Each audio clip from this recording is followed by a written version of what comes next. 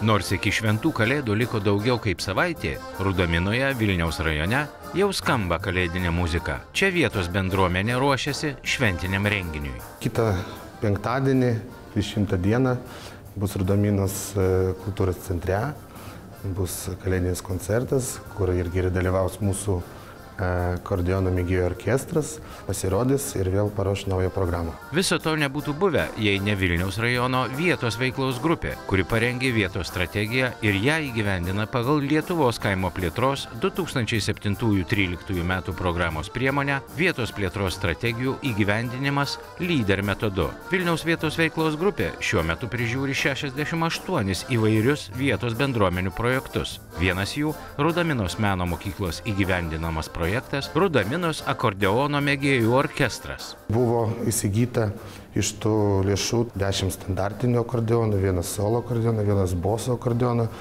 taip pat įgarsinimo įranga, kadangi kai orkestras koncertuoja kažkur tai kitur Vilniaus rajone ir ne tik reikia įgarsinimo, tai buvo ir nupirkta įgarsino aparatūra.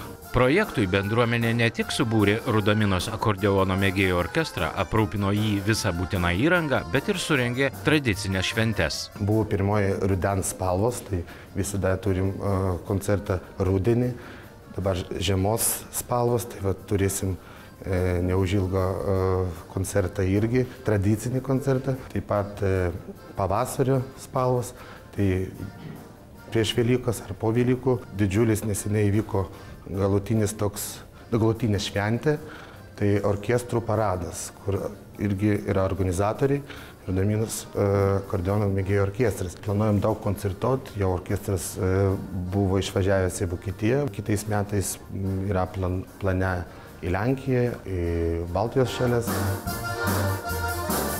Kiekvieno dalia yra skirtinga. Kažkas bus siuvėjų, kažkas kitą profesiją pasirinks, o kad išeiti į sceną ir kad jam paplotų, kas yra malonu, su kostiumu, su šlipsu, tas yra retenybė, o tą retenybę mes galim pateikti su savo projektu. Vietos veiklos grupės įgyvendinamos vietos plėtros strategijas sutelkia bendruomenės veikti kartu, imtis iniciatyvos gražinti savo kaimo vietoves. Bendruomenės per strategijas įgyvendina įvairius kaimo aplinkos puoselėjimo, socialinius ir verslumo skatinimo projektus.